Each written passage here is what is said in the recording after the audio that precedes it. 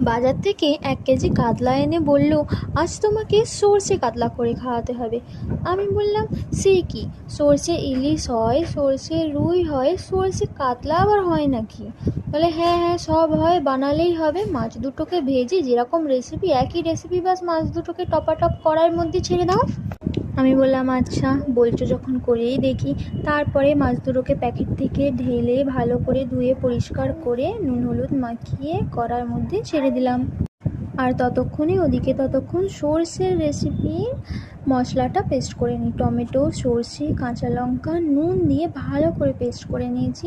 কড়াইয়ের মধ্যে যে তেলটুকু বেঁচেছিল তার মধ্যেই ওই মশলাটা ভালো করে দিয়ে ভালো করে কষিয়ে নিয়েছি। একটুখানি হলুদ দিয়েছি, সামান্য লাস্টে গুঁড়ো লঙ্কা দিয়েছি, যেটা আমি ভিডিও করতে ভুলে গেছি। তারপরে জল দিয়ে দিলাম, তারপরে ফুটে উঠলে মাছগুলো দিয়ে দিলাম।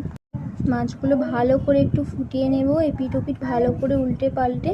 তারপরেই মাছের ঝোল রেডি। ঝাল ঝাল একদম, অনেকগুলো কাঁচা লঙ্কা দিয়েছি জানেন তো, একদম ঝাল ঝাল করে সরষেটা রেসিপিটা দিয়েছি। আর এই যে আমার বরের লাঞ্চ দিচ্ছি, বলেছে একটু বেশি করে গ্রেভি দিতে, তাই জন্য একটু বেশি করে গ্রেভি দিলাম। আর বন্ধুরা, রান্নাটা কেমন হলো? তোমরা কি কখনো কাতলা মাছের এরকম রেসিপি খেয়েছো?